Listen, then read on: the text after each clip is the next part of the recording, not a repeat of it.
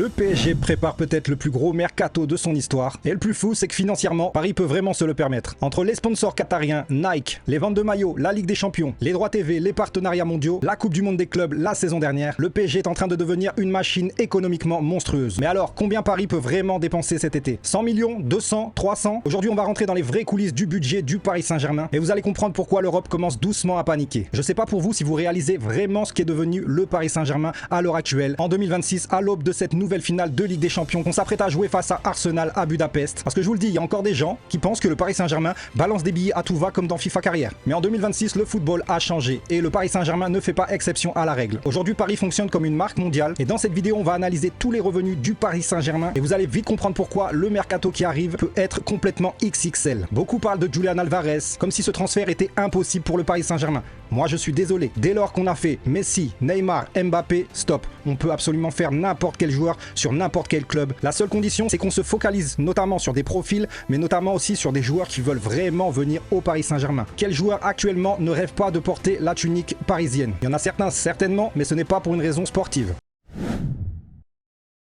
Un empire, une machine à cash. Déjà, faut comprendre un truc. Le PSG ne vit plus grâce au Qatar. Beaucoup de haters emploient ce mot QSG. Non, ce n'est absolument plus le cas, car le club génère désormais énormément d'argent par lui-même, notamment via les résultats sportifs qui sont excellents cette dernière saison. Commençons par le commencement. Déjà, les sponsors. Vous le voyez sur cette panel que je vous ai concocté, Qatar Airways reste le sponsor principal du maillot. Nike continue de rapporter des dizaines de millions par an. T'as aussi Accor, Visit Rwanda, Oredo, Snipe, Hisense, QNB, Monster, JD Sport et encore, je les ai pas tous mis pour que ça rentre. Il y a aussi la marque d'électroménager Haier qui m'a déjà honoré d'une invitation en début de saison. On peut compter aussi la marque de luxe Dior qui habille nos joueurs notamment sur des grosses cérémonies. Enfin voilà, tout ça pour vous dire que l'image du PSG est devenue mondiale. Le club vend des maillots partout. France, États-Unis, Moyen-Orient, Asie, Amérique du Sud. Aujourd'hui, le PSG c'est presque une marque lifestyle. Le partenariat Jordan a complètement changé le statut du club. Tu vois des gens porter du PSG sans même regarder le foot. Ça, économiquement, c'est monstrueux. C'est-à-dire qu'il n'y a pas que le supporter du club qui s'identifie, mais ça va vraiment bien plus loin. Et là où ça devient vraiment violent, c'est quand on additionne toutes les nouvelles sources de revenus. Cette saison européenne peut littéralement transformer le mercato du PSG.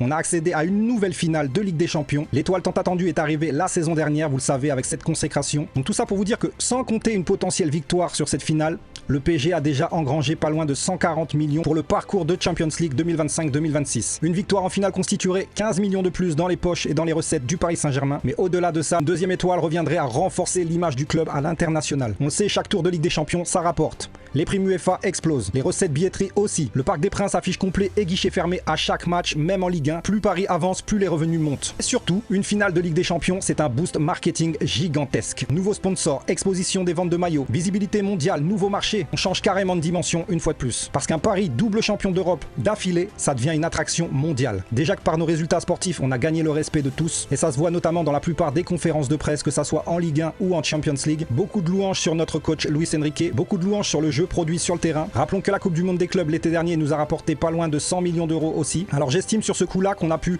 nuancer avec les arrivées de Zabarni et Chevalier. On peut considérer que c'est une opération blanche. C'est bien dommage pour ces recrues qui n'ont pas encore donné satisfaction. Mais on est là dans cette vidéo pour établir le budget de ce mercato estival que tout le monde attend, que tous les supporters s'impatientent de découvrir. Et moi je suis là pour vous répondre à une question. Combien de millions d'euros cette enveloppe sera dotée? On n'a toujours pas précisé le montant du merchandising qui s'évaluerait à une hauteur de 150 millions d'euros à l'année. Sans compter la billetterie, la Ligue des Champions, la Coupe du Monde des clubs la saison dernière. Financièrement, Paris peut arriver cet été avec une puissance énorme. Maintenant, parlons des ventes et de la masse salariale. Je vous ai fait un tableau qui résume le revenu annuel brut ainsi que les primes versées aux joueurs majeurs de l'effectif. Je commence tout en bas de la liste. Je ne compte pas Randal Kolo Muani et Renato Sanchez si vous l'avez oublié. Il est toujours sous contrat avec le Paris Saint-Germain. Voilà, je ne les compte pas, ils sont actuellement en prêt, de même que Gabriel Moscardo du côté de Braga. Mais on va s'intéresser directement aux salaires et primes incluses à l'année. On a un Renato Marine à 580 000 euros. Ibrahim Mbaye 1 180 000. Quentin Diantou 1,8 million. Dro Fernandez qui vient d'arriver a négocié son salaire à 2,2 millions. Seny Mayoulou tourne à hauteur de 2,7 millions. Donc voilà, je m'arrête là déjà pour Mayoulou. La prolongation qui bloque. T'as un salaire conséquent, Seny, sérieux.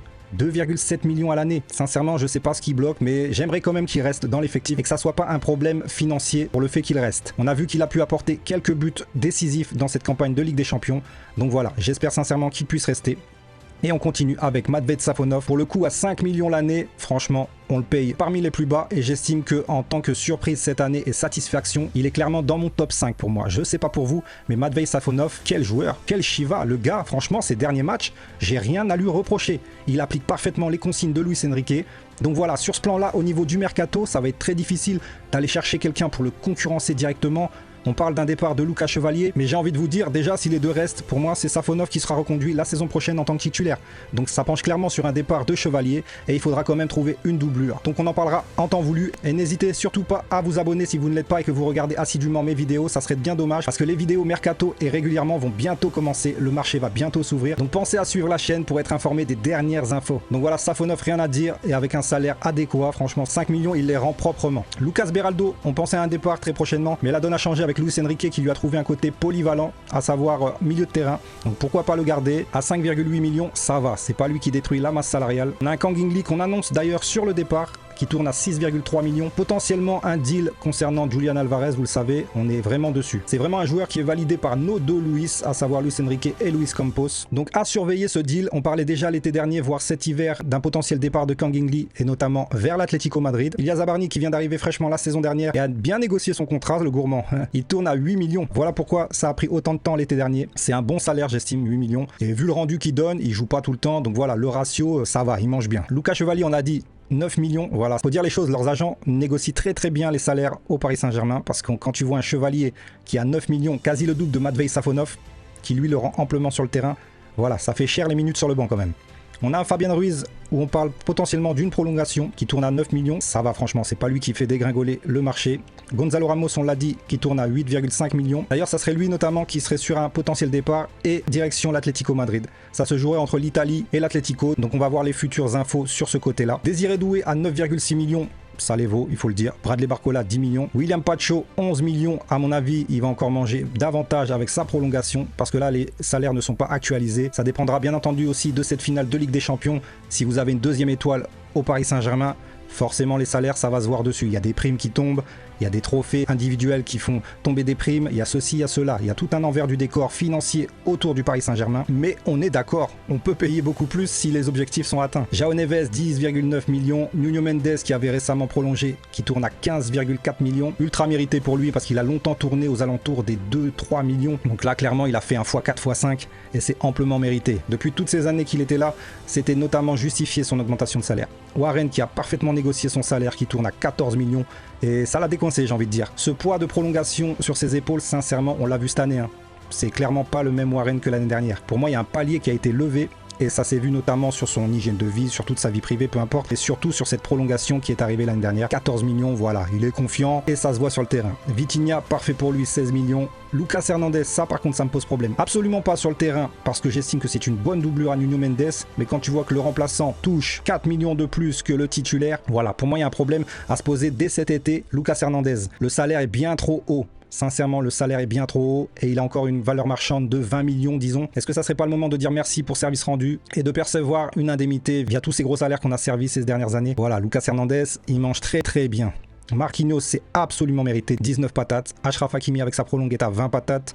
Visha Kvaratskhelia, vu le rendu qu'il a, et notamment en Ligue des Champions, 21, j'ai envie de dire, c'est même pas assez. Sincèrement, il affiche un niveau ballon d'or depuis le début de saison. Donc voilà, surtout sur cette deuxième partie de saison, que ça soit Kvara ou Dembélé, ils le méritent amplement. C'est eux qui portent à eux deux quasi l'attaque du Paris Saint-Germain. Donc voilà, au niveau des salaires, s'il y a un joueur qui vous choque dans cette liste, dites-moi-le en commentaire. Mais pour moi, ça se vaut. Hormis ce décalage avec Lucas Hernandez à quasi 20 patates, pour moi, j'estime que c'est cohérent. Donc voilà, c'était pour vous afficher la masse salariale du Paris Saint-Germain qui, avec le total brut et les primes, tourne à environ 250 millions d'euros pour tout l'effectif. Sachant qu'on l'a vu en première partie que le PSG déjà engendré pas loin de 500 millions d'euros pour tout ce qui est sponsoring et partenariat. On s'en sort très bien financièrement de ce côté-là depuis le départ de Neymar, de Messi et de Mbappé. Tout est redevenu dans l'ordre.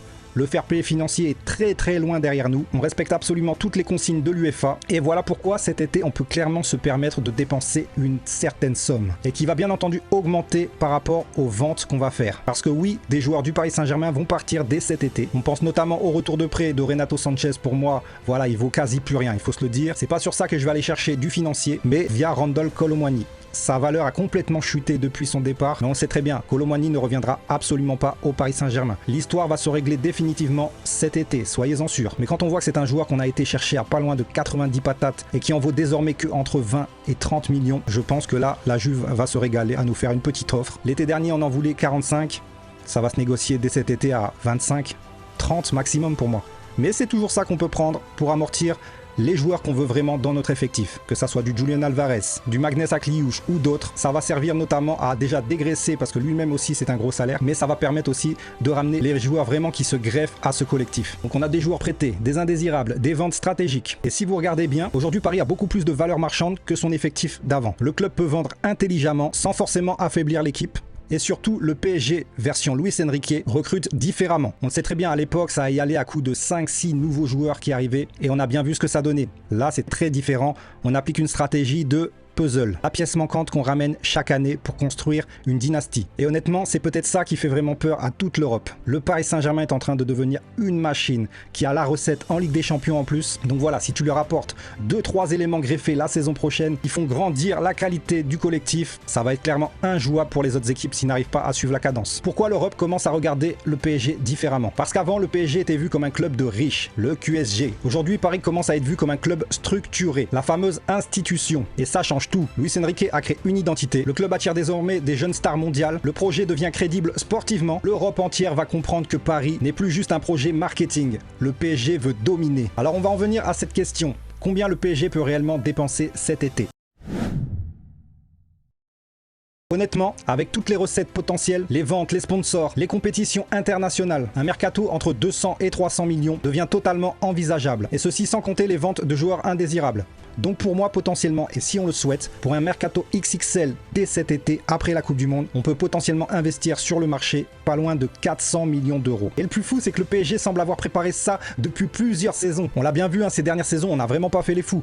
Que ça soit en été ou au mercato hivernal, c'était vraiment pas foluchon. Il n'y a pas eu vraiment de grosses rumeurs, mais là, cet été, je sens que les choses vont glow up encore une fois. On va passer un cap, et surtout en cas de deuxième étoile au niveau européen, je vous annonce même pas la folie que ça va être. Absolument 95% des joueurs dans le monde entier rêveraient de jouer au Paris Saint-Germain. Ça, c'est la vérité. Même moi, je suis pas footballeur et j'ai envie d'y jouer. J'ai envie de rentrer sur le terrain. J'ai envie d'être coaché par Luis Enrique. J'ai envie de vivre ce rêve éveillé complètement. Alors, je vais vous le dire, ma conviction, c'est que le PSG n'est peut-être qu'au début de son ascension. Parce qu'un club avec cette puissance financière, cette visibilité mondiale, cette attractivité et enfin une vraie identité sportive, ça peut devenir un monstre européen sur les prochaines années. Et dès cet été, le mercato du PSG pourra envoyer un message très clair à toute l'Europe. Paris ne veut plus juste participer. Paris veut régner. Et vous, si le PSG avait un budget illimité dès cet été, vous recrutez qui? Dites-moi-le en commentaire, ça m'intéresse très fortement pour la prochaine vidéo mercato qui arrive très prochainement. Dites-moi les 3 joueurs parfaits pour faire du PSG le patron de l'Europe. C'est parti, c'est à vous dans les commentaires. Ciao ciao ciao.